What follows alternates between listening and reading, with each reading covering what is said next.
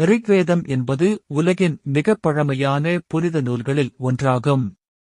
இது வெறும் மத நூல் மட்டுமல்லாது, பிரபஞ்சத்தின் தோற்றம், வாழ்க்கை நெறிமுறைகள் மற்றும் இயற்கையின் சக்திகளைப் பற்றிய ஆழமான கருத்துக்களை கூறுகிறது. ரிக்வேதம் கூறும் முக்கியமான கருத்துக்கள். பிரபஞ்சத்தின் தோற்றம். பிரபஞ்சம் ஒரு மூல சக்தியிலிருந்து, பிரஜாபதி, உருவானது என்று ரிக்வேதம் விவரிக்கிறது. நாசதிய சூக்தம் போன்ற பாடல்கள் தொடக்கத்தில் இருள் மட்டுமே இருந்தது என்றும், படைப்பு எவ்வாறு நிகழ்ந்தது என்பது பற்றியும் தத்துவ ரீதியான கேள்விகளை எழுப்புகின்றன.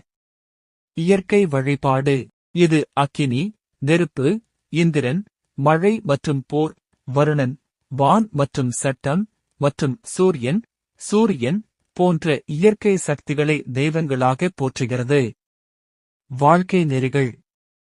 தான் மட்டும் உண்பவன் பாவி, ஒருவன் தன்னிடம் உள்ளதை மற்றவருடன் பகிர்ந்து கொள்ள வேண்டும் போன்ற சமூக அக்கறை கொண்ட கருத்துக்களை இது வலியுறுத்துகிறது. மேலும், நேர்மையாக இருத்தல், உண்மை பேசுதல் மற்றும் அறிவு தேடுதல் ஆகியவை ஒரு மனிதனின் மேன்மைக்கு அவசியம் என்று கூறுகிறது. ஒற்றுமை மற்றும் கல்வி.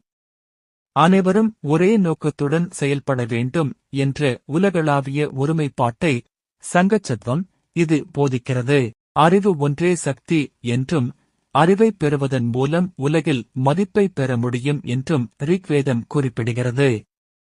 தர்மம் மற்றும் கர்மா. மனிதர்கள் தங்கள் செயல்களின் அடிப்படையில் தேவ மார்க்கம் அல்லது பித்ரு மார்க்கம் வழியே பயணிக்கிறார்கள் என்ற கருத்தை இது முன்வைக்கிறது.